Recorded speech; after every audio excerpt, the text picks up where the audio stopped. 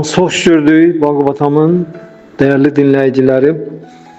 Böyle bir çoxdandan böyle bir şey, yani böyle bir söhbət istəyirdim aparam. Öyle həmişə yani vaxtını dəyişirdim.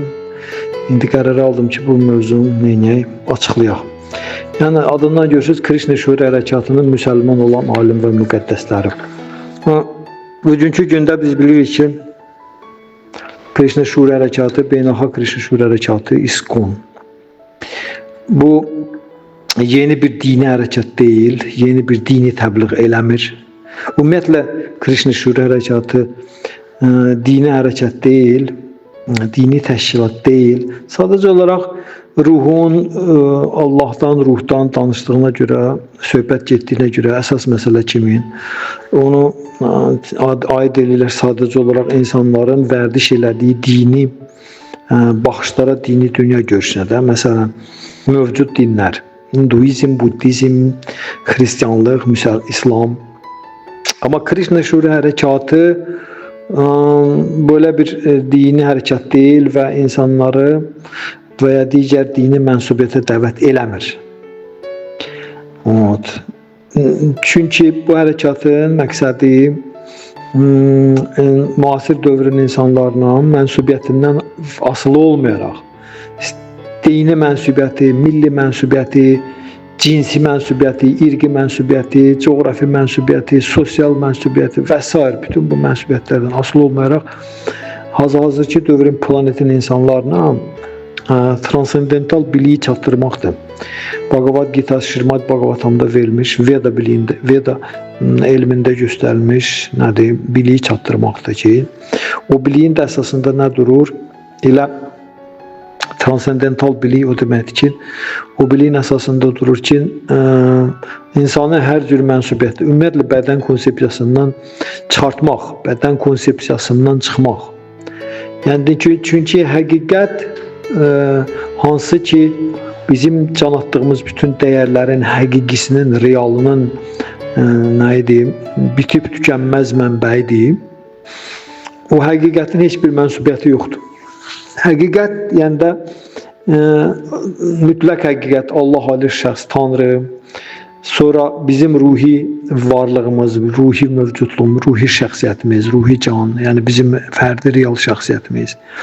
Bir də bunların ikisinin arasında olan əbədi əzəli münasibət.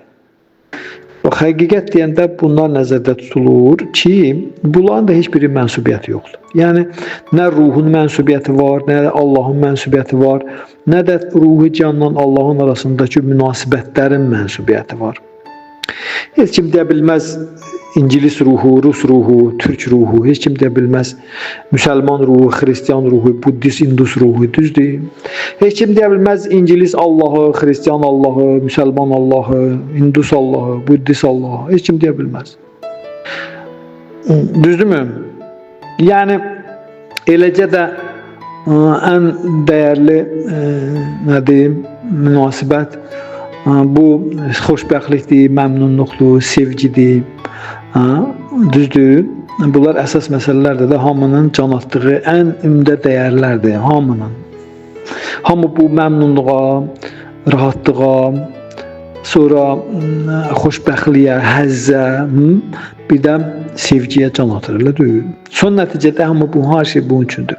Bunların da heç bir mənsubiyyəti yoxdur. Yəni, Müsəlman sayağı xoşbəxtlik, Xristiyan sayağı xoşbəxtlik, nə bilim, İngilis sayağı xoşbəxtlik, Hindus sayağı xoşbəxtlik. Belə şey yoxdur ki, düzdür. Xoşbəxtliyin, sevincin, kədərin, həzzin, məmnunluğun, bunların mənsubiyyəti yoxdur, düzdür. Bu da o bütün insanların məşğuliyyətindən asılı olmayaraq hamının can atdığı dəyərlərdir. Hamı buna can atır. Pul qazananda, iş görəndə, ibadət eləyəndə, canım sizə desin, bu digər istənilən fəaliyyət həyata keçirdəndə, ailə quranda, təhsil alanda, hamı son nəticədə əslində bunlara can atır, bildiniz. Sadəcə olaraq müasir dövrdə də xüsusilə müasir, yəni dəmir dövrün belə bir vaxtında, hansı ki 5000 ildə başlayıbdı, sonuncu min illəri, sonuncu neçə yüz illəri insanlarda bu məsələ, bu bədənlə özünü eyniləşdirmə dünya görüşü həddindən ziyadə güclənə gedir. Həddindən ziyadə güclənibdir bizlərdə özünü bədənlə eyniləşdirmək. Yəni bədəni, maddi bədəni özünün varlığı bilmək, özünün şəxsiyyəti bilmək, özünün ne deyirlər, real nə deyim, fərdi şəxsiyyəti hesab etməkdə, yəni mənliyi bilmək özünü. Bu ən böyük illüziyadır. Ən böyük illüziyadır ki, hansı ki, bugünkü gündə bütün planeti ağuşuna alıb, bizim hamımız bax o illüziyanın içindəyik, bildiniz. Çox, necə deyirlər, çox dərin illüziyadır ki, özümüzü bədənlə eyniləşdiririk. Azmış ki, möminlər, müdürişlər deyirlər ki, bizim ruhi şəxsiyyətimizə müraciətlə. Deyir ki, azmış ki, sən özü unutmusan, hələ daha özü unutmusan, özümüzü unutmuşuq biz. Özümüzü unutmaqla Tanrını da unutmuşuq, bildiniz. Ona görə Həzrət Əli əleyhissalam deyir ki, özü tanısan, özü yəni xatırlasan, Allah da yadıma düşəcək sözün əsl mənasında. Ona görə biz özümüzü unutmuşuq. Azmış ki, özü unutmusan, deyir hələ bu azmış. Sən hələ özü aldığın maddi bədənlə eyniləşdirirsən. Bu səfehlik, özü unutmaq bir səfehlikdir. Bildiniz nətər? Özü bədənlə eyniləşdirmək bu səfehliyin neçə qat artıqlaması ilə gəlməlidir. Bildiniz nətər? Ona görə də bax biz belə bir vəziyyətdəyik, yəni ona görə biz özümüzü eyniləşdirdiyimiz sözün əsl mənasında biz olmadığımıza görə, yəni bədən mən deyiləm, heç mənim də deyil. Bu Vaşnav fəlsəfəsinin nədir? Necə deyirlər, ən ana xəttidir. Bu bədən nə mən deyiləm, nə də mənim deyil, bilirsiniz? Bu bədənin sahibkarı var. Bədənin sahibkarı bizim qəlbimizdə olan Allahdır. Paramatma deyirlər sanskritdən olan Ali Can. Tanrı da bədən Tanrıya məxsusdur. Bizə bunu müvəqqəti verir, sonra da əlimizdən alır, bildiniz.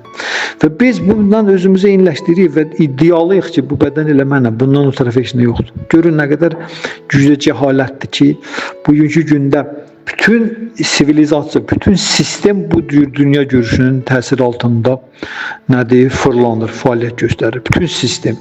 İdarə sistemi, iqtisadi sistem, kənd təsərrüfatı, mədəniyyət, təhsil, hətta dini sistem, bilirsiniz, bax bu cür dünya görüşünün təsir altındadır. İnsan özünü ət, sümük, qan, sidik, nəcis birləşməsinə ibarət olan bax bu meşokla eyniləşdirir ki, hansına ki Vedalarda Krishna deyir ki buna Yasyatma budir kunape tritatiku, yasyatma budir, bu tritarraçədir.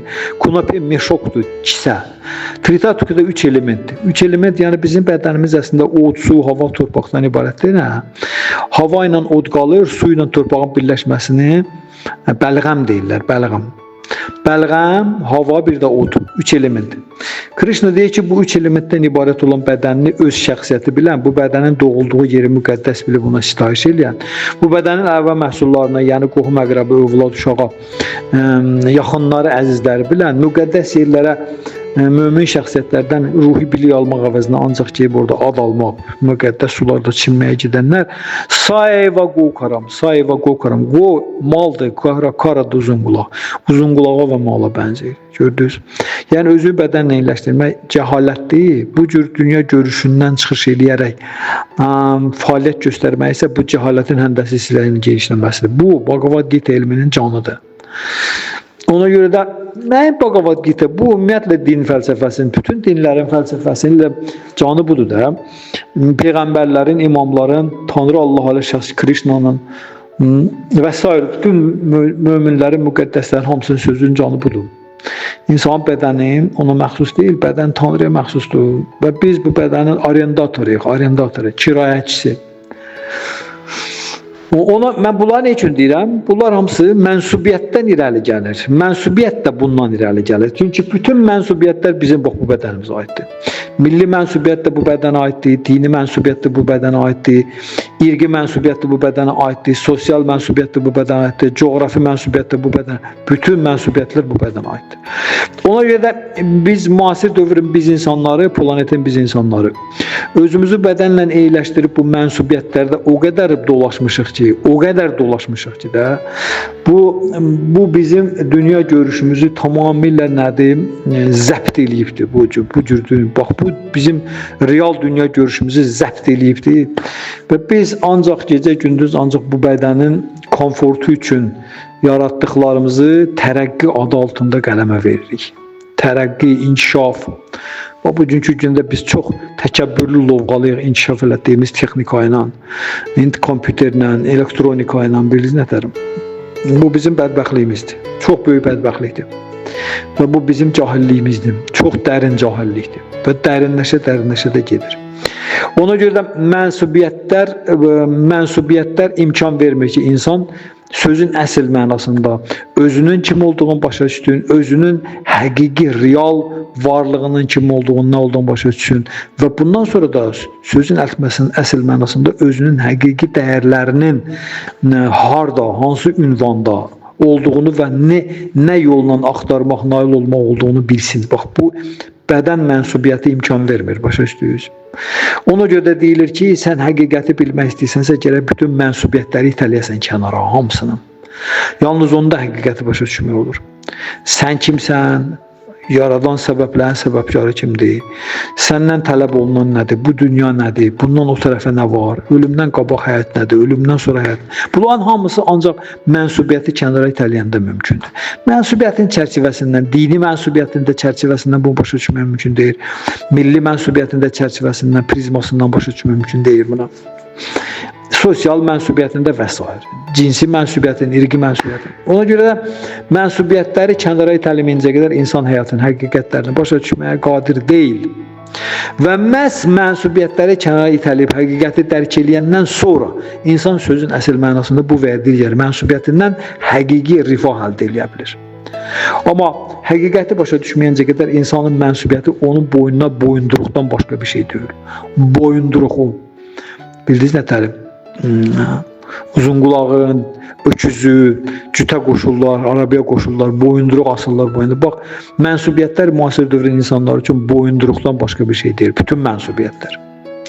Və buna görə mən demək istəyirəm ki, Krishna şuuri hərəkatı mənsubiyyətindən asılı olmayaraq bütün insanların qoşulub həqiqət barədə bilik, praktika əldə etmək üçün bir dənə hərəkatdır. Bildiniz ki, burada insanların mənsubiyyəti heç bir rol oynamır. Nə milli mənsubiyyəti, nə dini mənsubiyyəti, nə coğrafi mənsubiyyəti, nə irqi mənsubiyyəti, nə cinsi mənsubiyyəti, nə sosial mənsubiyyəti, heç bir mənsubiyyət burada rol oynamır. Sadəcə insan transendental bilik, yəni özünün ruhi varlığı barədə bilik əldə edib həyatın ən fundamental problemləri həll edir. Hansılardır? Sanskritində deyirlər, canıma mrityur caravyadhi, canıma doğuluşdur, mrityur ölümdür. Cara qocalıqdır, viyati də xəstəlikdir. Doğuluş, xəstəlik, qocalıq, ölüm həyatın ən fundamental problemləridir. Biz bu barədə Şrimad Bhagavatam müalicələrində yerli yataqlı danışırıq.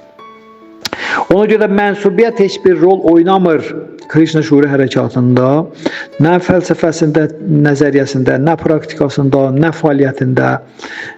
İnsan öz mənsubiyyətindən bəş-bəş bağlıdırsa, onları saxlaya bilər, heç bir problem yoxdur. Milli mənsubiyyəti, dini mənsubiyyəti heç kim toxunulmur.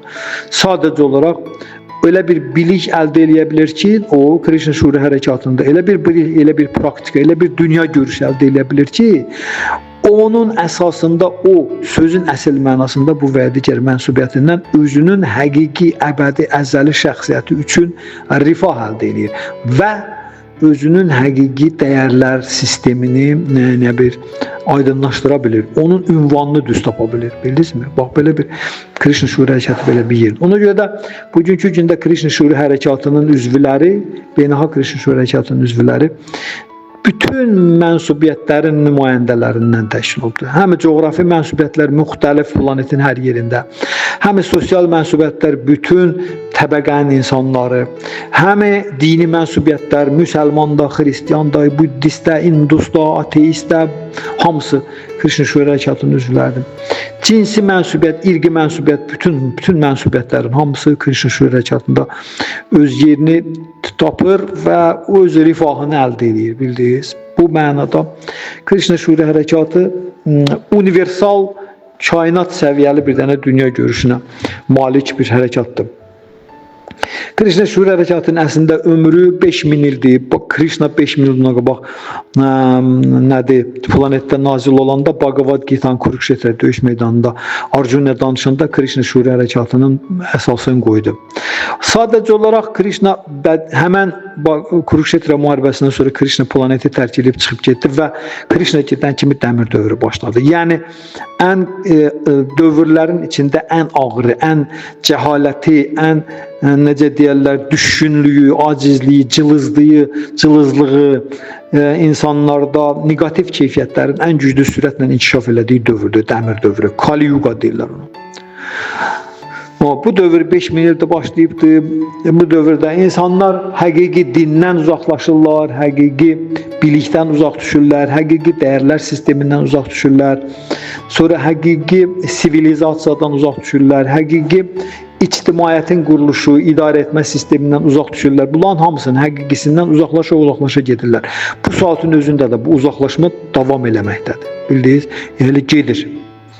İndi Krishna Şüur Hərəkatı çalışır ki, insanların, səmimi insanları cəlb eləsin ki, onlar nəynəsinlər, bu prosesi başa düşsünlər. Və Krishna gedəndən sonra, bax, bu cür düşkün bir zamanın gəldiyi, insanların sürətlə düşkünləşə getdiyi bir vaxtda gördü ki, Bhagavad Gita'da Arjuna'ya verdiyi biliyi bizim bu dəmir dövrünün düşkün biziz. Biz düşkün insanları başa düşə bilmirlər, dərk eləyə bilmirlər. Krishna'nın orada dediyi biliyi, verdiyi nəsiyyətləri, məxfi biliyi, məxfi nəsiyyətləri anlamaq qabiliyyətində deyirlər. Bildiniz? Ona görə də Bhaktivedanta Swami Srila Prabhupada deyirdi ki, Bhagavad Gita'nı 500 dəfə tərcümə eləyib, izah veriblər, amma 5 nəfər insan Krishna'ya fədai ola bilməyibdir. Bugünkü gündə Srila Prabhupada Bhagavad Gita'nı tərcümə eləyib, üstünə yazıb Bhagavad Gita olduğu kimi.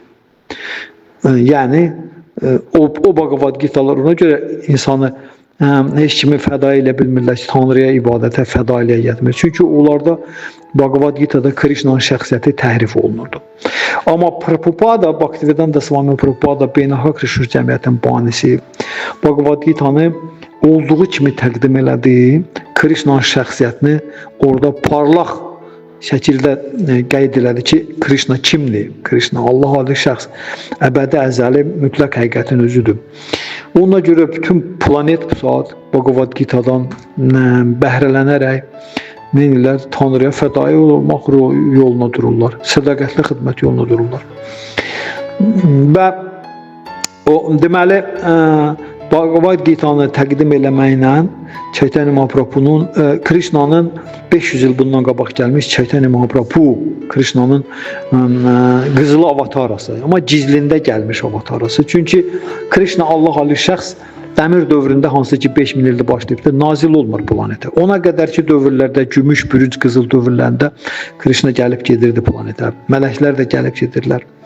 Amma dəmir dövrü başlayandan sonra bizim düşkün şuurumuz, həddindən artıq aciz, cılız səviyyədə olmağımız, dünya görüşümüz, qatı materializmə meyl eləməyimiz, bax, bunlar hamısı çoxlu miqdarda fəsadlar törədir, çox xoşa gəlməz nələr baş verir, problemlər, proseslər gedir, ziyanverici canlıların sayı çoxalır, sonra Varnasankara, arzu edilməz əhalinin sayı çoxalır və belə olan halda Tanrı özü nazil olmur, heç mələklər də görsənmirlər, ancaq Tanrı özünün bu və digər nümayəndələrini göndərir. Bax, Peyğəmbərlər də bu kateqoriyada olan şəxsiyyətlər idi. Tanrı özü gəlmir, göndərir. Amma 500 il bundan qabaq Krishna nazil oldu bura Chaitanya Mahaprabhu kimi, amma o özünü Allah Ali şəxs kimi qələmə vermədi. Bhagavad Gita'nı açıb oxusaq görəcəyik birinci fəsil və fəsilindən daha sonuna qədər Krishna orada dönə mən deyir. Mən. Mən özünü şəxsiyyət kimi, özünü şəxsən qoyur ki, mən necə hər şeyin mənbəyiyəm, hər şeyin əvvəli sonu axırıyam, mən deyirdim. Amma 500 il bundan qabaq Çaytanya Mahaprabhu kimi nazil olanda o mən demədi. O özü Krishna deyib təbliğ eləyirdi ki, Krishnaya sitayiş eləyin. Özünün 5000 il bundan qabaq nazil olduğu formasına. Baxmayaraq ki, özü Krishna'dır. Sadəcə olaraq o elə bir formadan nazil oldu ki, Bhagavad Gita'da çatdırmaq istədiyi o məxfi biliyi, sonra nəsihətlərini, onları açıqlamaq, həm nəzəri cəhətdən açıqlamaq, həm də öz nümunəsi ilə göstərmək. Bax, Tanrı özü nümunəvi oynayır, istənilən rolu nümunəvi oynayıb. Veda fəlsəfəsi bunu izah edir ki, Allah alih şəxs istənilən rolu nümunəvi oynayır. O Treta Yuga'da, yəni gümüş dövründə Həzrət Ramacandra, Tanrı Şri Ramacandra kimi nazil olanda ideal şah rolunu göstərir. İdeal şah nə deməkdir? Bildiniz? Buna görə də o 500 il bundan qabaq Şri Çaytanya Mahaprabhu kimi nazil olanda Bhagavad Gita'nı başa düşməyin, dərk eləməyin və həyata keçirməyin ideal üsulunu və ideal fədaisini oynadı. Özü öz verdiyi təlimin ideal həyata keçirdi. Bhagavad Gita'da verdiyi təlimi kimin? Şri Çaytanya Mahaprabhu'nun nəyində? Formasında. Şri Çaytanya Mahaprabhu. Ona görə də Çaytanya Mahaprabhu baxmayaraq ki, Krishna'nın özüydü. O özünün fədai rol oynadığına görə özünün Allah'a şəxs olduğunu gizlində saxlayırdı. Ona görə Çaytanya Mahaprabhu deyirlər, gizlin gəlmiş Krishna'nın gizli avatarası.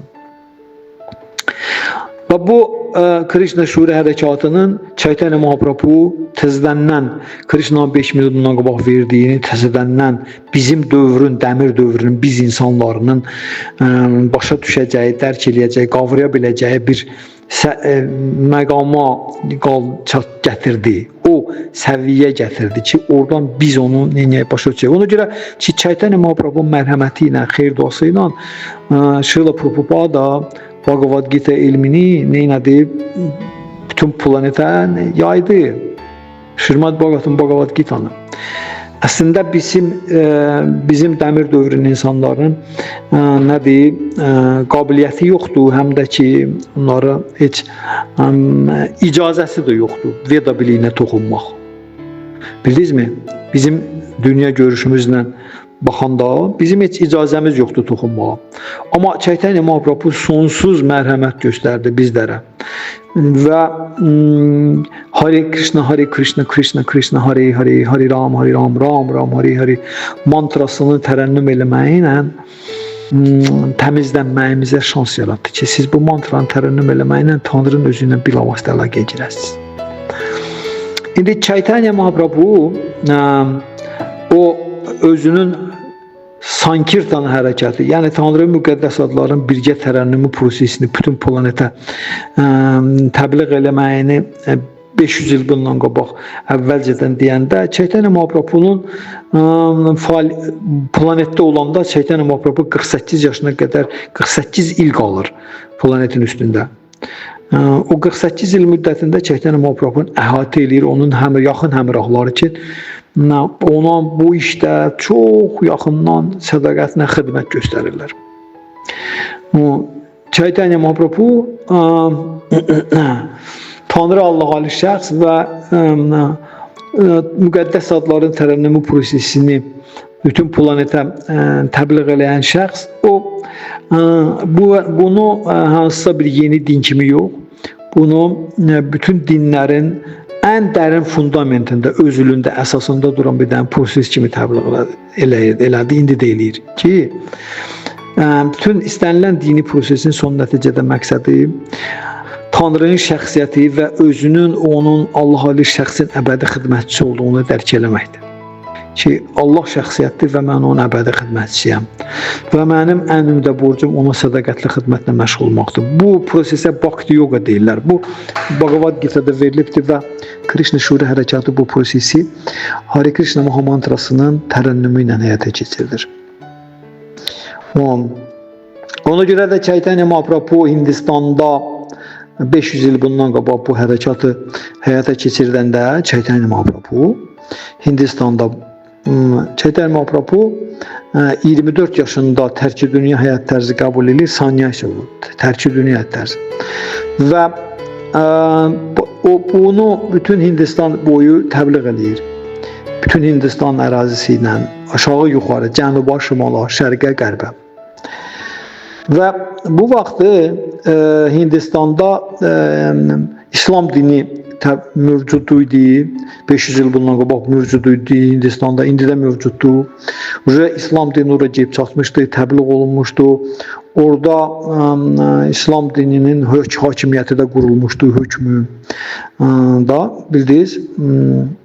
Ona görə də küllü miqdarda insanlar İslam dinində ibadət edir, sitayiş edirdilər Hindistanda. O dövrdəki asan ki, Chaitanya Mahaprabhu nazil olmuşdu, bildiniz.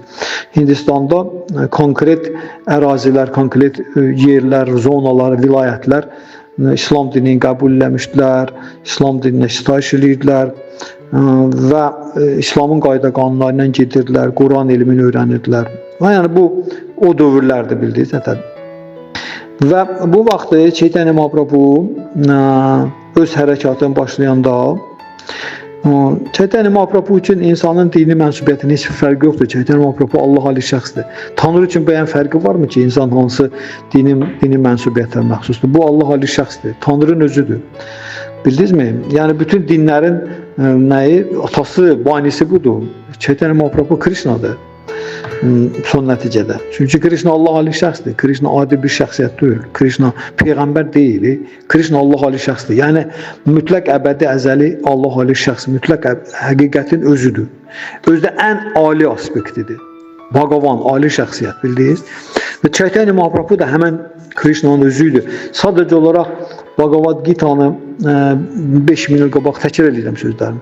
5000 il qabaq verdiyi Bhagavad Gita elmini öz nümunəsi ilə göstərmək və orada verilən bilginin tam dərin məxfiliyini, məsələlərini açıqlamaq üçün özünün fədaisi sifətində nazil olmuşdur. Özünün fədaisi. Bildiniz? Allah ali şəxs. Krishna özünə fədailik eləyirdi. Chaitanya Mahaprabhu kimi. Ona görə Chaitanya Mahaprabhu təbliğ eləyəndə Chaitanya Mahaprabhu'nun sanyasi qəbul edib, yəni tərk dünya həyat tərzini qəbul edib, ev eşiyi tərk edir, ailəni, arvadı, anasını tərk edir, gedir Jagannath Puri şəhərinə. Hindistanda belə bir yer var, Jagannath Puriyə, və anasının xahişi ilə orada qalır 18 il. 18 il, bəli. Chaitanya Mahaprabhu planetdə olanda deməli o vaxtları Bengaliya hansı ki Chaitanya Mahaprabhu oradandır. İndi Bangladeş deyirlər ora. Qərbi Bengaliya, şərqi Bangladeshdir, qərbi Bengaliya hələ bir hissəsi Hindistan ərazisindədir. Ora Bengaliya deyirdilər. Hindistanın vilayətlərindən biridir Bengaliya. Chaitanya Mahaprabhu da özü orada nazil olmuşdu. Navadvip, Bengaliyanın Navadvipa şəhərində. Və bu Navadvipanda o vaxt Bengaliyada İslam dini çox geniş yayılmışdı.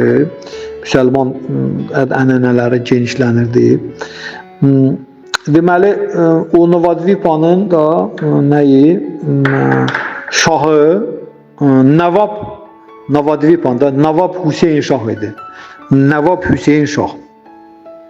Bu Nawab Hüseyin Şahın iki qardaş vəziri var idi. Onlar iki qardaş idilər. Özü də bunlar onun vəzirləri idi, nazirləri idilər. Belə deyək də, müasir dillə. Və o şahın vəzirləri indiki dövrdə də nazirləri idilər.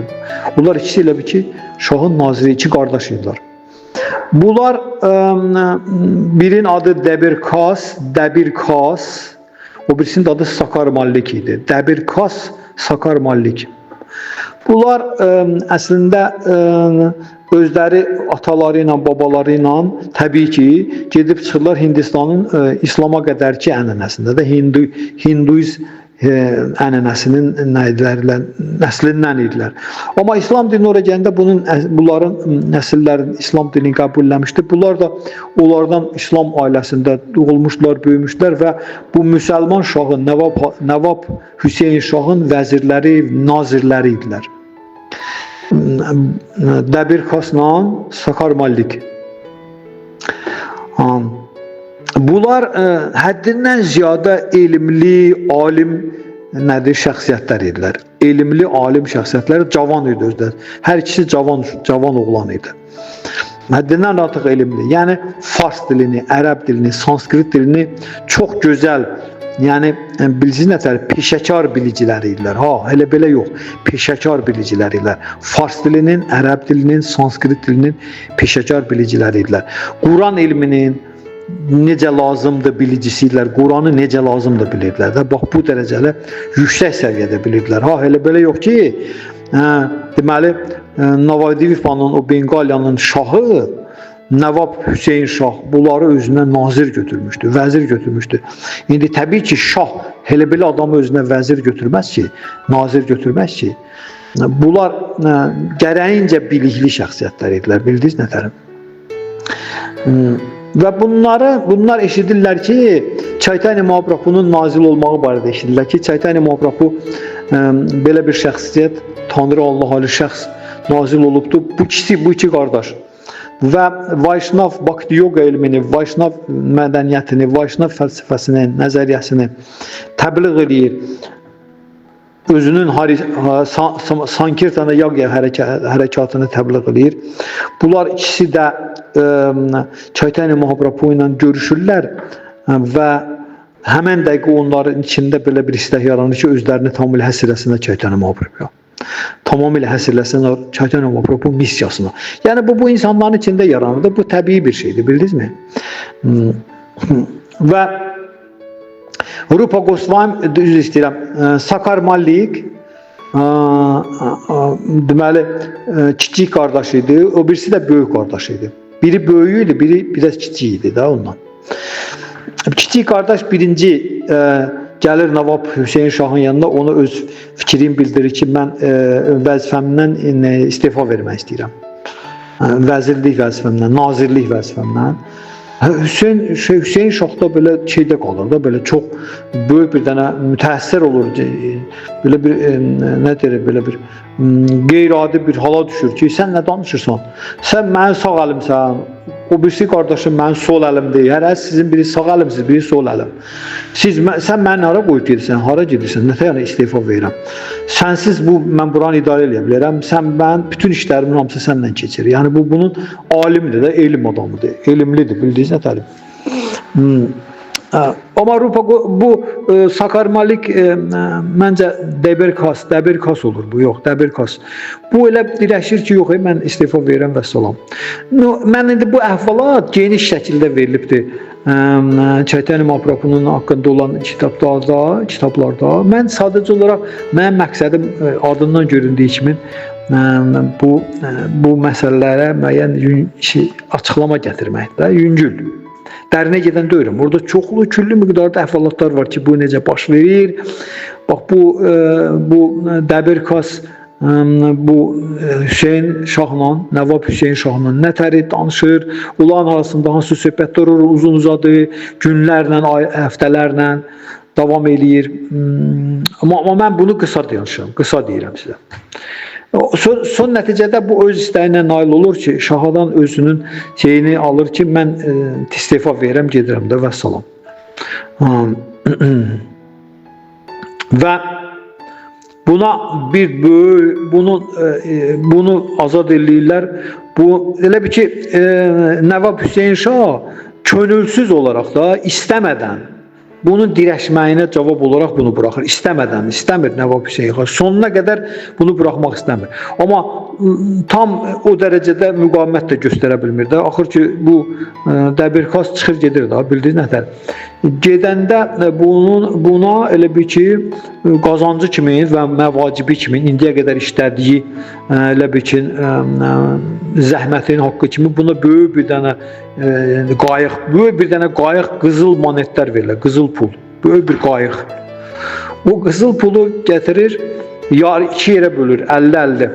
Yarısını təhvil verir məbədlərə, Krishna məbədlərinə, yarısını təhvil verir Krishna məbədlərinə xidmətə. Yerdə qalan yarısını da bölür iki yerə. 50% 2 yerə bölünür. Yarısını verir, bütün nə qədər ətrafında ata, anası, qohum, əqrabalar var, paylayır onlara. Yerdə qalan yarısında özü ilə götürür, bunun bir dənə də katibi olur. Bunun bir köməkçisi də olur. Və belə yollanır Çaytani Mahaprabhunun huzuruna. Gedir Çaytani Mahaprabhunun huzuruna, özünü təhvil verir Çaytani Mahaprabhuya. Bu gedəndən sonra ikinci qardaşı da oradaydı da, Sakar Malik, böyük qardaş. Balaca qardaş gedir. Böyük qardaş da baxır ki, da bunun üçün bu qardaşı çıxdı getdisə, bunun üçün də burada çətindir. Bunu da eşidibdi Çaytani Mahaprabhu missiyası haqqında, ümumiyyətlə Çaytani Mahaprabhu haqqında ki, bu Allah Ali şəxsin özüdür. Bu da özünə yer tapmır. Bu da günlərin bir günü gəlir Nəvab Hüseyin Şahın yanında ki, mən də nə etmək istəyirəm, istefa vermək istəyirəm. Onda Nəvab Hüseyin Şah qəzəblənir, daha yerə göyə sığışmır da bu qəzəbindən. Ki, siz iki qardaş mən nə günə qoydunuz və mən nətər indi idarə eləyəcəm bu qədər. Bütün işlərimin hamısı siz aparırdınız, indi bütün işlər hamısı töküldü qaldı. Bunlar azmış ki, işi aparırdılar ideal şəkildə, mükəmməl şəkildə. Həm də bunlar bu bilik sahibi idilər. Başa düşün nətər? Bilik sahibi idilər, alim idilər bunlar. Quran elmini əzbər bilirdilər, dilləri əzbər bilirdilər, sanskrit dilini, dedim də fars dilini, ərəb dilini. Nəvab Hüseyin Şah buna qəti qadağan edir ki, sən heç yerə getməyəsən. Şaşdı. Və buna qəti fikrin bildirir ki, sən getməyəsən. Və bir qardaşı buraxdım, getdi və səni buraxan deyirəm. Vəssalam. Səhərsi gündən, növbəti gündən bu ikinci qardaş çıxmır işə. Bir gün, iki gün Nəvab Hüseyin Şah xəbər çatır ki, bu ikinci qardaş işə çıxmır da. İşə çıxmır, gəlmir. Buna xəbər göndərəndə də deyir ki, özümü yaxşı hiss eləmirəm. Özümü yaxşı hiss eləmirəm, ona görə çıxmıram. Axırda Nəvab Hüseyin Şahın sövsələsi qutarır, özü durur, gəlir bunun yaşadığı yerə ki, bu niyə görə özünü yaxşı hiss eləmirəm. Gəlir, qapını açır, baxır ki, bu qardaş da oturubdur, töküb qabağına bütün Veda fəlsəfəsini, Veda biliyini, Çaytani Mahaprabhunun təliminə aid olan məsələləri oturub oxuyur. Bu qəzəblənir, əmr eləyir ki, bunu götürün, bu da hiss eləyir ki, bu da gedəcək də, başa düşün. Əmr verir, bunu atı qoyurlar zindana. Şah əmr verir ki, bunu atın zindana da. Nədir? Buna deyir ki, mən səni buraxmayacam da. Get otur zindanda. Bildiniz nətərim? Və o birisi qardaşı hansı ki getmişdi Çaytani Mahaprabhunun huzuruna, ona xəbər çatır ki, bəs ikinci qardaşı Nəvab Hüseyin Şah qoyubdu zindana. Onda o özünə ki ayırmışdı qızıl pullar, onları gizlədib getmişdi. Hardasa gizlətmişdi. Bilirdi, o qardaş bilirdi ki, şahın əhval-ruhiyyəsi nətərdir və hadisələrin gedişatını qabaqcadan hiss edirdi sanki, bildi nətər. Ona görə o özü üçün ayırdığı qızılları hardası gizlətmişdi və oradan xəbər yollayır qardaşına cürbəcür vasitələrlə ki, bəs filan yerdə filan qədər pulu, qızılı mən qoymuşam, şahın mənim üçün ayırdığı qızılı. Onları tapızdır qapıda duranlara da, zindanın keşçilərinə. Onları ver onlara, onlar səni buraxsınlar, qaç da. O da onun dediyi kimi eləyir, qapıda duranlara danışır, məsələ hardadır, qızıl hardadır, gedir, götürürlər. Bir şərtlə ki, bunu buraxsınlar da, başa düşün. Və bu, həmən o qızılı verir zindanın idarəçilərinə, bunu buraxırlar, burada qaçır orada. Zindandan qaçır, ikinci qardaş düz Çaytani Mahaprabhunun üstünə. Gedir o da Çaytani Mahaprabhu. Bunların balaca qardaşları da vardı, adı Anupam idi. Balaca qardaşları da, o da bunlar kimin, amma o Şri Ramachandra sitayiş edirdi. Həzrət Tanrı'nın o Ramachandra gümüş dövründə gələn formasının. Üçüncü qardaşlar. Bunlar isə, bu da gedir, Çaytani Mahaprabhu onu orada o qardaşın orada nəsihətlər verir, onu tamamilə bütün bhakti biliyini ona verir, bhakti elmini açıqlayır, izah edir. Bu qardaş da gəlir Çaytani Mahaprabhunun huzuruna və bu deyir ki, bu gələndə meşədən, cəngəlliklərdən keçir, yerdə uzanır, yatır gecə, sonra indiki dövrdür də, indi təyyarəyə uçdu, getdi, düşdü ora. Yerdə yatır, nə bilim, çişli sulardan keçir, çişli yerlərdən, sulardan su içir və bu o dərəcə gəpsatır ki, bu bədənini yara tökür, bu bədəni yara tökür və yaralardan şir axır. Bu vəziyyətdə gəlir, çatır Çaytani Mahaprabhunun huzuruna. Çaytən Mahaprabhunun üzünə gəlib çatanda bunu fikirləşir ki, mən gedib Çaytən Mahaprabhu ilə belə necə görüşəcəm. Mən gərək mən bu vəziyyətdə gedib Çaytən Mahaprabhunun üzünə çıxa bilmərəm. Bədəni tamamilə yara töküldü. Ağlından keçir ki, mən bu Jagannatha Puri şəhərində Krishna'nın murtisi, Jagannatha murtisinin zaman çıxardılar onu böyük bir dənə kolesnitsə, yəni böyük bir dənə arabada gəzdirməyə çıxardılar. Bu fikirləşir ki, həmən Çaytən Mahaprabhu həmişə o nədir, prosesdə iştirak edir həmişə. Bu da fikirləşir ki, mən gedib özümü ataram həmən o arabanın təkərinin altına. Arabanın da təkəri tək təkərin hündürlüyü nə, bəlkə 2-3 metr hündürlüyədir. Tək təkərin hündürlüyü. Ataram özümü arabanın təkərinin altına, intihar eləyərəm.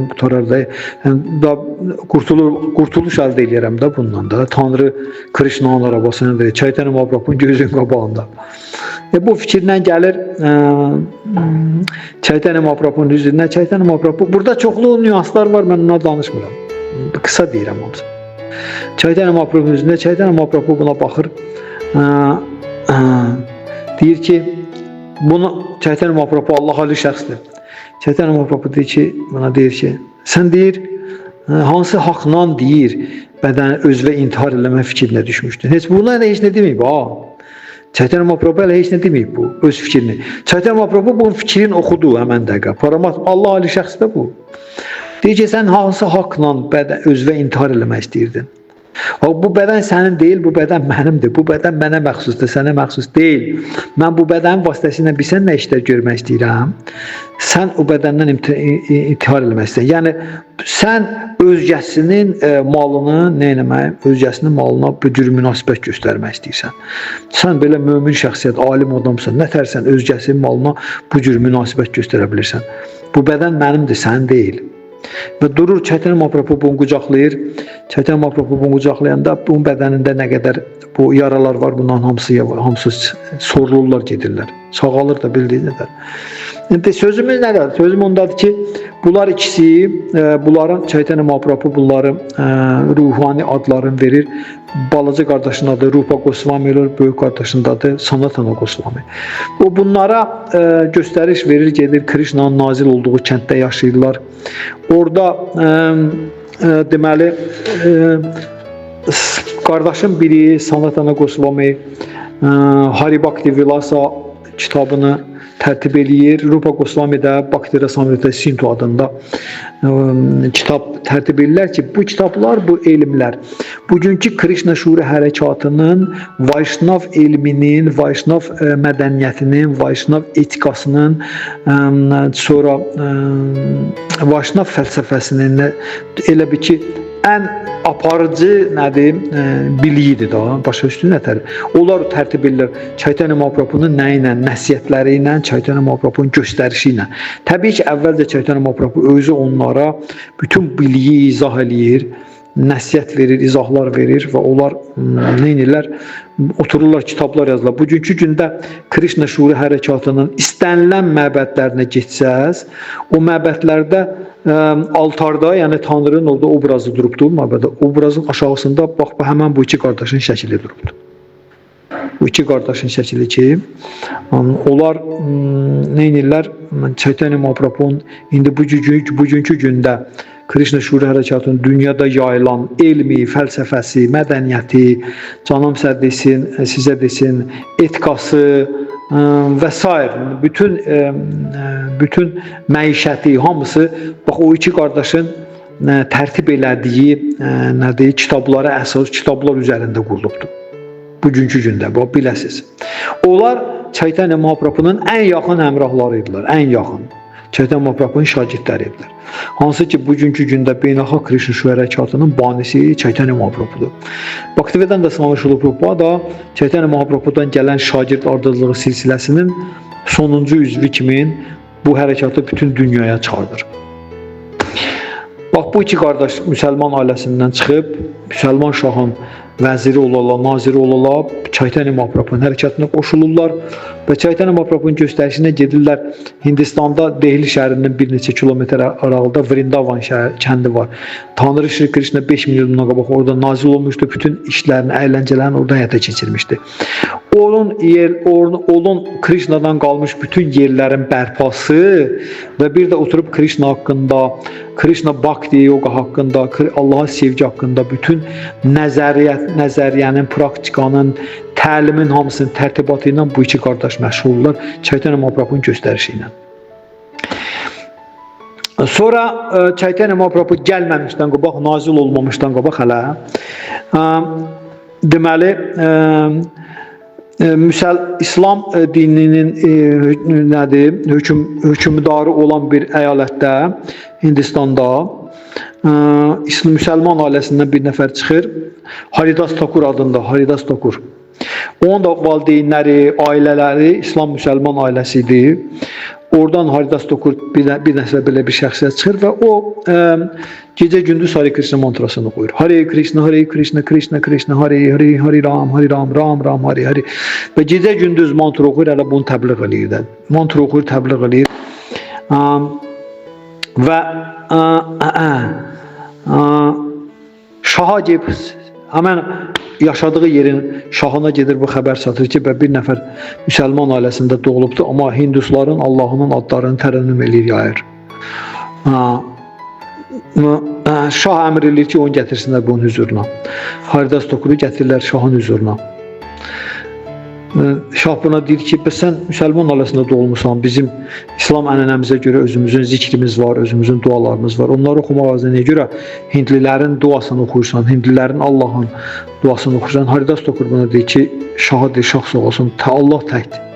Bir dənə Allah var, iki dənə Allah yoxdur axı, müsəlmanın öz Allahı, hindusun öz Allahı yoxdur axı. Sən də, İslam dini də bunu deyir, hindilərin də dini bunu deyir ki, Allah təkdir. Bir dənə Allah var, baxmayaraq onu sən adını necə deyirsən de. İndi əgər dünən yox sırağa günü hindli olub, bugün İslam dinini qəbul edənlər, İslam'a əsasən Allahın adlarını tərənnüm eləyirlərsə və burada heç bir nədir yoxdur, qəbahat yoxdur. İndi mən həmən o hindli ailəsinin tərənnüm elədiyi Allahın adlarını tərənnüm eləyəndə nə bir qəbahat var burada. Onun da şahın da bir dənə çox nanəcib bir vəziri olur. O da vəzir bu şahın qulağını doldurur ki, yox, bu kafirdir vəssalam. Bu cəzalandırılmalıdır. Bu bizim dinimizə zidd hərəkət edir. Şahın qulağını doldurur, şah əmr eləyir ki, buna deyir ki, Haridas Thakura deyir ki, bırax da bu işi. Hare Krishna oxumağı. Haridas Thakur deyir ki, bu mənim içimdən gələn bir şeydir. Məndən asılı deyil bu. Mənim içimdən gəlir və mən bunu tərənnüm eləyirəm. Mən elə bir günah heç tutmuram. Allahdır da, həmən Allahdır. Fərq var ki, sən ona hansı adla çağırırsan. Yox, axır ki, bu vəzirin, o nanəcib vəzirin o iddiası ilə şah cəza çıxardır ki, Haridas Thakur aparın bunu 21 bazar meydanında döyün. 21, elə bir ki, cəzalardan biri də buydu da. Bazar meydanı, çünki bazarlar insanların ən çox toplaşdığı yerlər idi, həmən dövrlərdə, elə deyil. Bazar meydanında da belələrini cəzalandırırlar ona görə ki, insanlar neynəsinlər, ibrət götürsünlər. Başa düşürsünüzmü? Ona görə deyir ki, 2 dənə cəlladı çağırır, deyir, aparın bunu 21 bazar meydanında döyün. Bu da belədir ki, 2 dənə bazar meydanında döyüləndən sonra istənilən kimi döyürlərsə ölürdü. Vəssalam. Ölürdü da. Qamçanın altına çırpırdılar 2 nəfər. Onun altına, o zərbələrin altında kim qala bilər? 2-ci bazar meydanından sonra ölürdü hamısı. Haridas Thakuru gətirirlər, atırlar 1-ci bazar meydanda və elan eləyir, bunları gətirir, elan eləyir ki, bu dinimizə zidd hərəkət edib, kafirdir, hindlilərin Allahın adlarını zikr elədiyinə görə cəzalaya layiq görülüb döyülmək. Başlayırlar bunu qamçalamağa. Bunu qamçılayırlar və bunlar bunu nə qədər döyürlərsə, vururlarsa, baxırlar ki, bunlar bunu qamçı ilə vuranda, bu da dayanmadan Hare Krishna oxuyur. Bunlar bunu vururlar, bu da mantra oxuya gedir. Vururlar, çırpırlar yerə, sağa çırpırlar, sola çırpırlar, qamçılayırlar. Bu da mantra oxuyur, Allaha dua eləyə gedir də. Və cəmaət bunun ətrafında yığılanca, bu barədə kino da vardı. Haridas Thakur adında kino. Kim istəsə internetdə, YouTube'da yazıb çıxardıb baxa bilər. Kinonda da belə deyil, Haridas Tokur. Bunu bazarların cəmaatı, ora gilan cəmaat hamı yığılırlar bura, hamı yalvarırlar, bu döyənlərə də yalvarırlar, Haridas Tokura yalvarırlar, gəşi, bırax bu da, bu Hari Krishnanı səni axı döyüb öldürəcəklər. O da deyir ki, əşi, axı anası gəlir buna, yalvarır ki, oğlum, bırax bu şeyi. Deyir, ay ana, imkan ver, qoy cəzamı yuyum da, bu mənim cəzamdır, çəkirəm, bu mənim pis karmamdır. Burada bunların döyənlərin günahı yoxdur, günah məndədir, bu mənim pis karmamdır. Və hər dəfə də bunu döyənlərə görə Allahdan üzr istəyir. İsa Peyğəmbər kimi. İsa Peyğəmbər çarmıxa çəkəndə Allaha deyir ki, Allahım bağışla bunları. Onlar özləri də bilmirlər nə edirlər. Eyni hadisədir. Haridas Tokur da bunu döydükcə bu döyənlərə görə Allahdan üzr istəyir ki, Allahım bağışla bunları. Və oxuyurdu mantranı başa üstünədir. Bu döyənlər də, bu cəllatlar da baxırlar ki, bu nə qədər vururlarsa, bu nəinki ölmür, bu bədəninə bulan vurduğu qamçıların izi düşmür. Bu bədəninə heç qamçının izi də düşmür. Zərbə vururlar, bu yıxılır, amma baxırlar ki, bu bədəndə iz qalmadı. Bu bədənlə tərtəmizdir. Axır bir bazar meydanı, iki bazar, axırda bunlar baxırlar ki, yox, bu ölən şey deyil. Buna qamça təsir eləmir və bədəndə iz də qalmır. Amma öz əllərinə baxırlar ki, bunların əlləri döyməkdən qabar olubdur. Gəlirlər, ikisi də dizlərini vururlar bu Haridas Tokurun qabağında, belə diz çökürlər. Buna deyirlər ki, ay qardaş, biz səni öldürməliyik, başa düşürsən, biz gəlmişik bura ki, səni döyək ölənə qədər.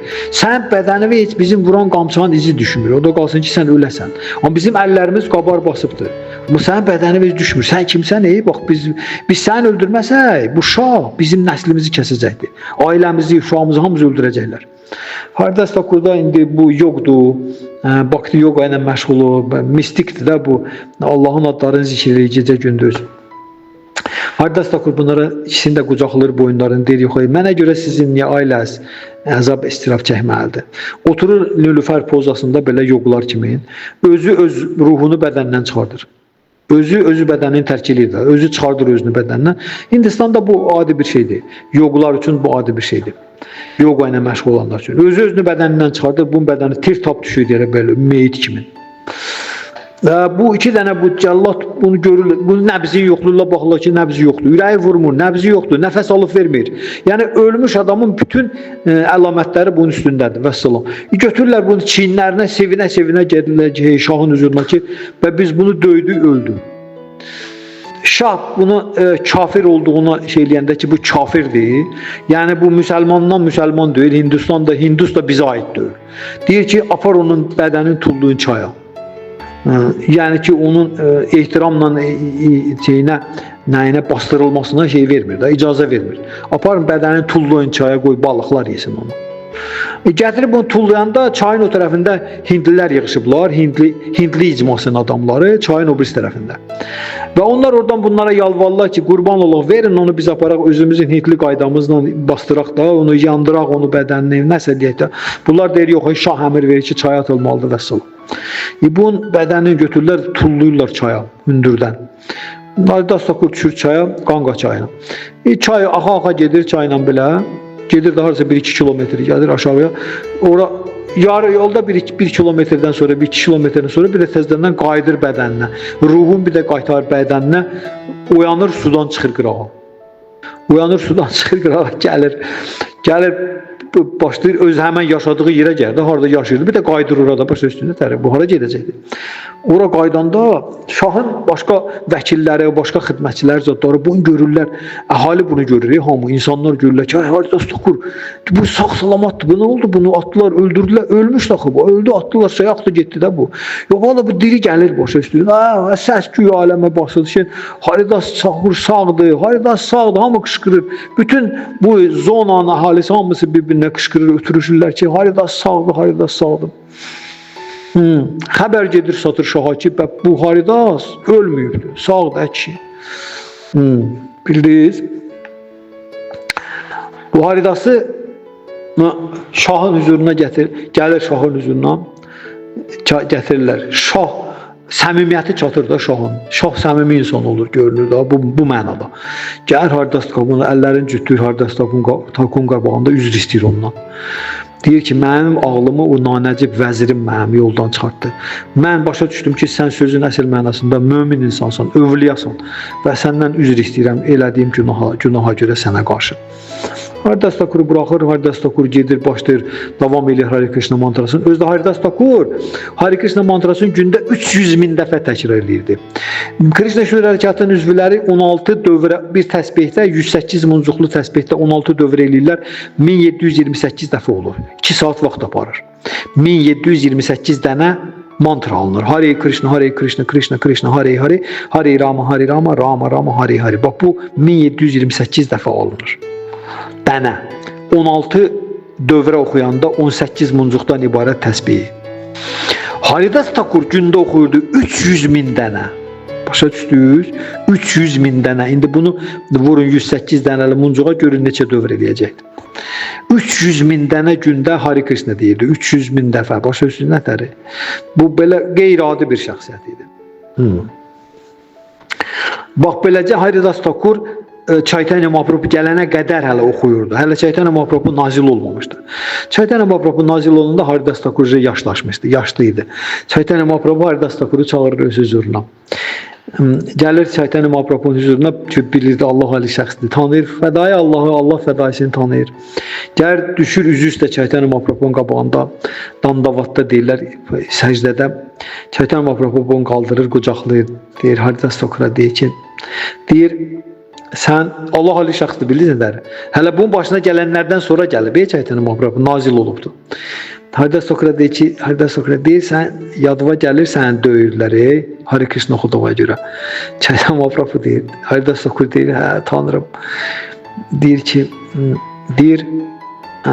yadıma gəlir, səni qamçılayırlar, bədəni və qamçıların izi düşmürdü. Sən əziyyətcə.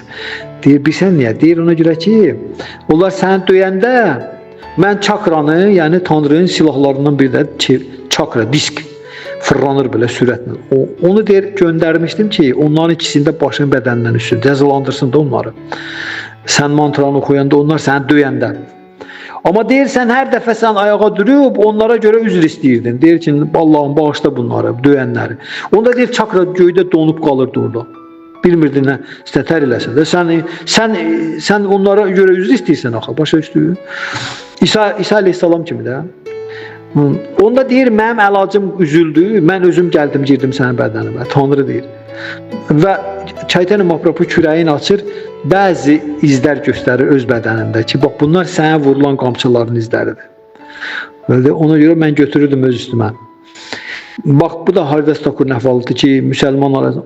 Sonra Chaitanya Mahaprabhu Haridas Thakura dedi ki, bundan sonra Allah Ali şəxs Chaitanya Mahaprabhu dedi ki, bundan sonra bütün bəşəriyyət biləcək ki, sən Hare Krishna Mahamantrasının acharyasısan. Nama Acharya Haridas Thakur deyirlər ona. Nama Acharya. Acharya ruhani ustad, guru hansı ki öz nümunəsi ilə təbliğ edir. Bax, məsəl üçün, Bayram Krishna hərəkatının banisi Bhaktivedanta Swami Prabhupada Acharyadır. Bax, belə bir dənə mövqeyini neyir, təsis edir, təqdim edir Chaitanya Mahaprabhu Haridas Thakura. İndi bütün Beynəlxalq Krishna Şuri hərəkatı Haridas Thakuru hər gün xatırlayıb onun adına, şöhrətinə eləyirlər. Bir də onun Hindistanda harda bastırılıbdır. Onu da deyim ki, Chaitanya Mahaprabhu Haridas Thakur qocalmışdı. Chaitanya Mahaprabhu gələndə öcə. Haridas Thakur bədənini tərk eləyir Chaitanya Mahaprabhu'nun kirtanların birində. Yəni bircə Tanrı Hare Krishna mantrasının tərənnümü prosesi kirtandır. Sankirtan yagya. O kirtanların birində Haridas Thakur bədənini tərk eləyir. Chaitanya Mahaprabhu alır onun qucağına. Alır qucağına və bir neçə saat o kirtanda Hare Krishna mantrasını tərənnüm eləyən olar, dəlicəsinə fırlanır. Haridas Thakurun bədəni qucağında fırlanır, o kirtanda oynayır. Sonra özü aparır, öz əli ilə Haridas Thakuru bastırır. Başa düşdünüz? Bastırır torpağa və onun adına böyük bir dənə ehsan, prasad pişirilir yemək, Tanrıya buyurulmuş yemək, böyük bir məclis verir. Chaitanya Mahaprabhu özü bu geniş şəkildə, mənim danışdığım kimi yox, geniş şəkildə verilibdir. Və Haridas Thakur bugünkü gündə Beynəlxalq Krishna Şuri hərəkatının nədir, təbliğ elədiyi Hare Krishna Mahamantrasının ustadı adı altında gedir bu saat. Nama Acharya Srila Haridas Thakur. Nama Acharya. Nama Acharya yani müqəddəs adların Acharyası, ustadı. Nətər ustadı? Fəxri ustadı. Bildiniz nətər? Fəxri ustadı. Müqəddəs adların fəxri ustadı. Bircə gündə 300 min dəfə Hare Krishna oxuyurdu. 300 min. Krishna Şuri Hərəkatının üzvləri gündə 1728 dəfə oxuya bilirlər. 1728. Amma bu oxuyurdu 300 min dəfə. Təsəvvürünüzə gətirirsiniz nətər şəxsiyyətdir.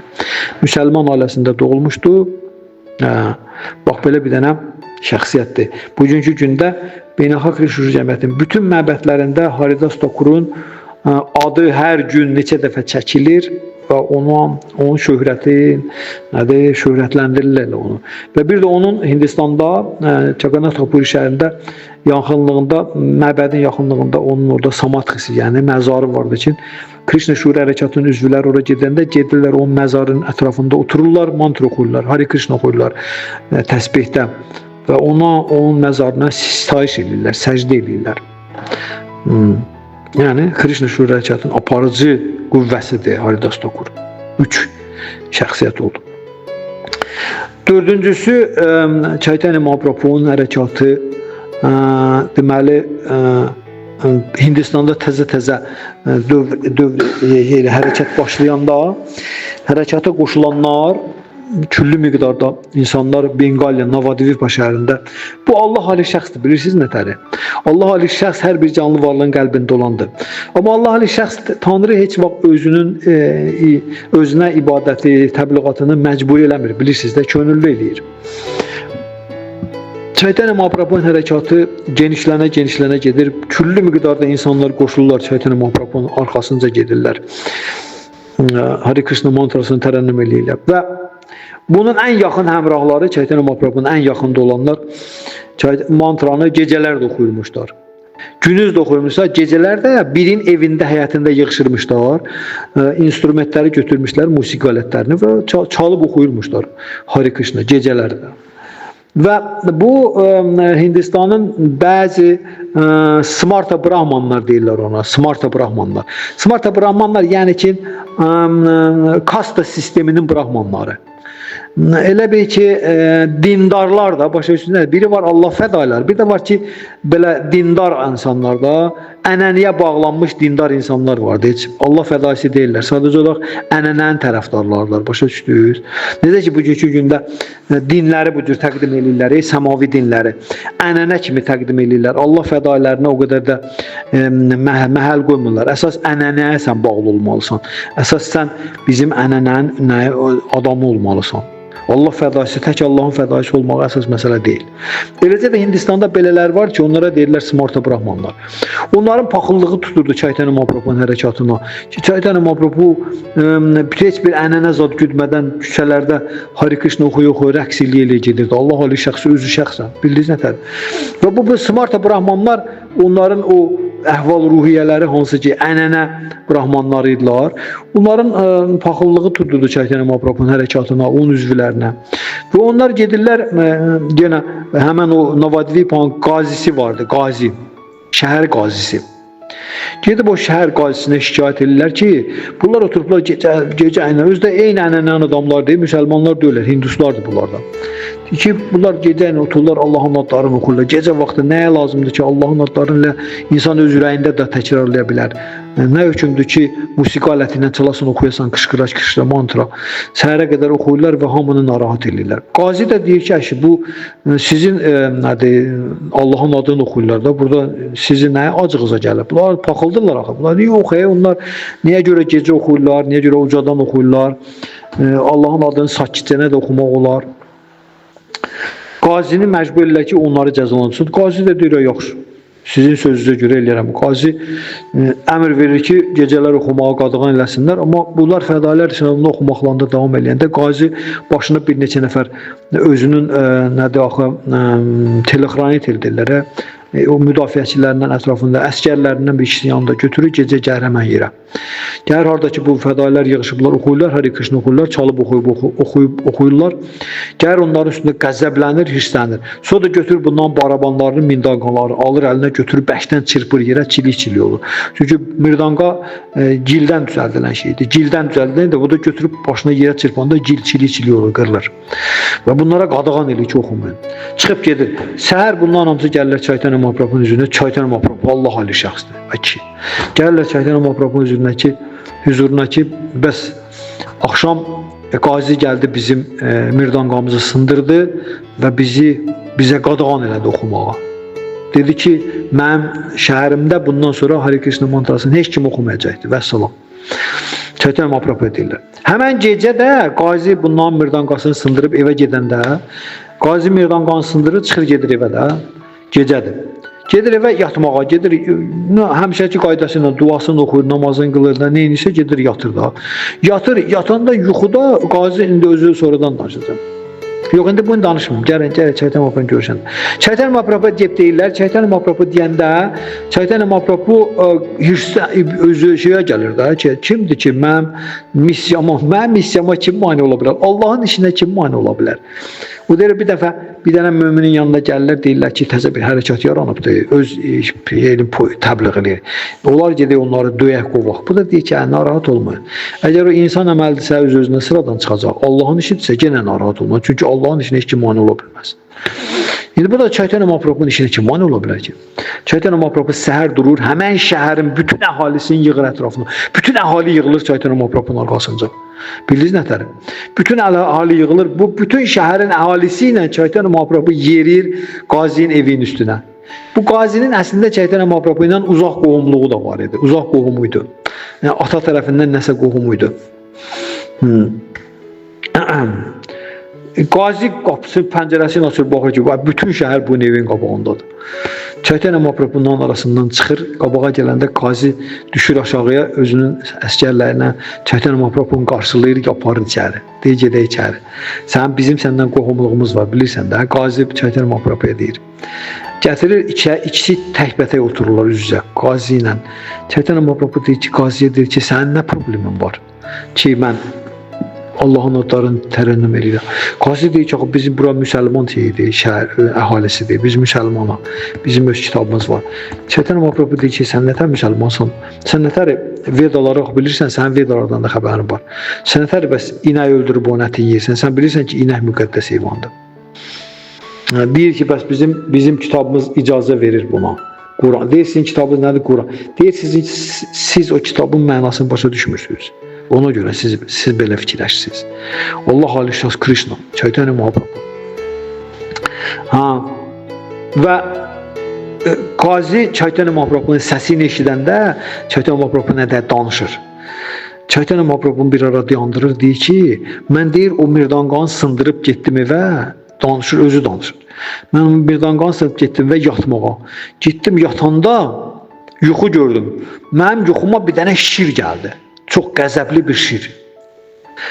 Bu şeyi sizə danışmamışdan qabaq Məhəmməd bəy Sallallahu haqqında bir dənə əhvalata baxırdım internetdə. Göstərirlər ki, Peyğəmbər Sallallahu gəlib Kəbədə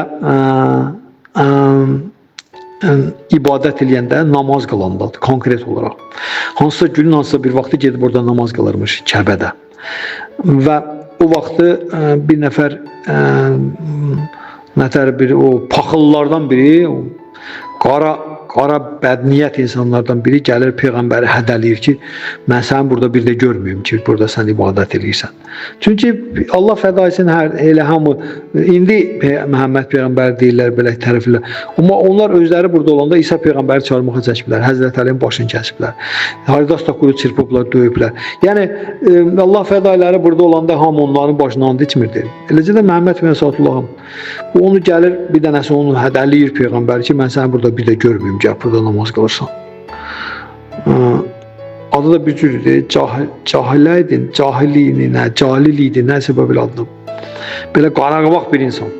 Peyğəmbər buna məhəl qoymur, səhərsi gün yenə gəl burada ibadət, namaz qılır. Bildiniz? Yenə gəl burada namaz qılır. Gəl burada namaz qılanda Bu həmən şəxs yenə gəlir. Yenə gəlir və bu Peyğəmbəri yenə hədələmək istəyəndə bunun bütün bədəni başlayır titrəsməyə. Bədəni titrəsir, tərliyir, yıxılır yerə, bu özünü itirir də. Və bu aralananda bundan soruşurlar ki, nə məsələ idi, sən niyə belə bu günə düşdün də, sən orada görürlər də bunu təhqir edən. Deyir ki,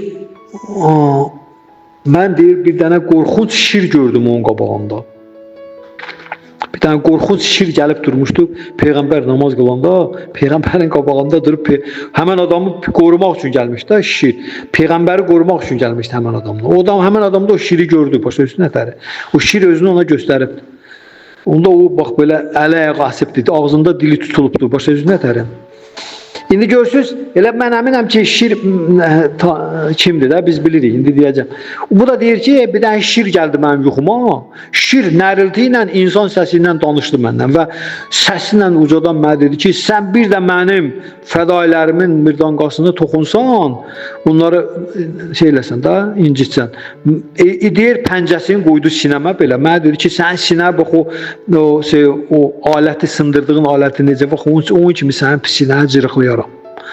Yox oldu deyir. Mən deyir, hövlanak yuxudan uyandım ki, mən elə gəldi ki, bu heç yuxu deyildi, həqiqi idi, reallıq idi. Amma mən yuxuda onu gördüm. Sonra durub getdim deyir şeyə də hamam otağına, güzgün qabağına əl üzümü yumağa, soyuq suyla birdən güzgüdə deyir sinəmdə pəncənin izlərini gördüm ki, mənim sinəmdə pəncəsinin izləri də qaldı. Deməli bu yuxu deyildi, real idi. Və deyir ki, indi sənin səsinlə o şir danışırdı. O şirdən sənin səsin gəldi. Sənin səsinlə danışırdı o şir. Sənin səsin mənə tanış gəldi. Tanrı Nirsi Müxadev idi, bildiniz nətər? Tanrının şir forması. Mən əminəm ki, Məhəmməd Fəsadullahı qoruyan da elə oydu. İndi Qaziyə deyir, Qazi Çaytən Mahaprabhu ilə söhbət edir. Çaytən Mahaprabhu deyir ki, sən nə problemin vardır?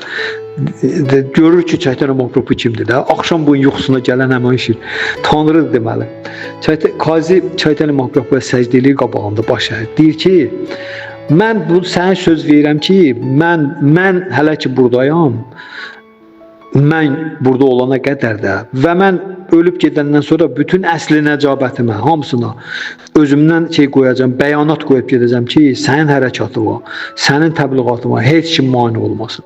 Heç kim mane olmağa ixtiyarı yoxdur.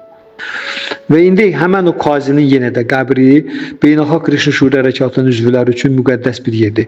Həmişə Hindistana gedəndə gedib o qazinin də məzarın ətrafında fırlanırlar, mantra oxuyurlar. Həmən o qazinin olduğu yerdə, başa düşürsünüz. Bax görsünüz, bunlar Krishna Şuri Hərəkatının əziz xələfləridirlər. Nədir? Bugünkü gündə Beynəlxalq Krishna Şuri Hərəkatının banisləridirlər. Həmən o iki qardaşlar, Sanatana Goswami, Rupa Goswami, Haridas Thakur, hansı ki 300 min dəfə Hare Krishna oxuydu, müsəlman ailəsindən çıxmış. Və bir də Qazi, hansı ki Çaytanya Mahaprabhu'nun hərəkatına söz verir ki, bundan sonra sənin hərəkatına bir dənə müsəlman etiraz eləməyəcək və maneçilik törətməyəcəkdir. Bilirsiniz. Sənə söz verirəm Çaytanya Mahaprabhu'da. Bax, bunlar mənim demək istədiyim idi ki, Krishna Şuri Hərəkatının aparıcı şəxsiyyətləridir bunlar. Onların təlimin üzərində qurulubdur bugünkü gündə Krishna Şuri Hərəkatının biri. İndi bəzi insanlar hansılar ki, adi insan hansı ki, dindar əhval-ruhiyyəsindədir. Sadəcə olaraq dindardır, mənsubiyyəti ilə kifayətlənir ki, biz müsəlmanıq, ya biz xristiyanıq, ya biz indusuq, buddisik və s. Belə insanlara belə şeylər danışanda həmən dəqiqə yozurlar ora ki, bu dinini dəyişmiş adamlardan danışır da. Bunlar öz dinini dəyişiblər, yəqin ki, İslamdan üz döndəriblər, gediblər, olublar Krishna. Bu cür dünya, yəni bu cür baxış xoşbəxtlikdən həqiqəti bilən insanların dünya görüşü deyil. Həqiqəti bilən insanların dünya görüşündə belə şeylərə yer yoxdur. Həqiqəti bilən insanlar üçün Krishna Şuri Hərəkatının üzvləri elə transendental Bhagavad Gita'nın transendental fəlsəfəsini elə ciddi dəqiqliklə bilirlər ki, onların Məhəmməd Peyğəmbər sallallahu Həzrət Əliyə, İsa əleyhissalama və bütün dinlərin, bütün möminlərin, müqəddəslərinə qoyduğu hörmət, ehtiram və məhəbbət həmən o dinin üzvlərinkindən qat-qat çoxdur. Mən bunu elə belə demirəm. Mən bu ilə belə demirəm. Çünki küllü miqdarda insan var ki, bugünkü gündə deyirlər ki, biz müsəlmanlıq düzdür, bizim peyğəmbərimiz Məhəmməddir. Amma peyğəmbər sallallahu heç bir nəsihətinə əməl eləmirlər. Sözün əsl mənasında. Onun dediyi kimi yaşamırlar. Onun göstərişlərinə əməl eləmirlər, bildiniz? Quru-qurusuna deyirlər ki, bizim peyğəmbərimiz Məhəmməddir. Bugünkü gündə Azərbaycan əhalisini danışdıranda deyirlər ki, əhalimizin 90% müsəlmandır. Amma gedin görün nə qədəri, neçə faizi sözün əsl mənasında müsəlmandır.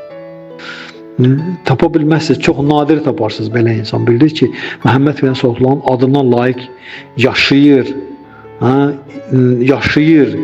yaradır, necə təbliğ eləyir və s.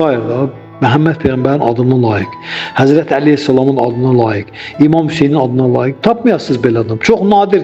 Tapanda da fanatiklərin tapırsınız da, fanatikdilər.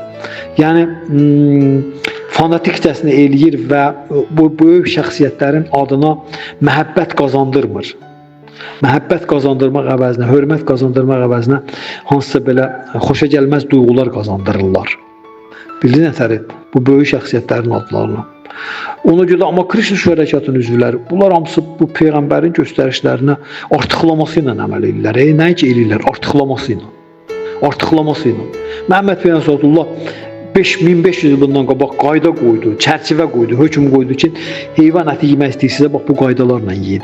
O qayda hökm ondan ötürüdür ki, tədricən o insanın əlindən alsın onu.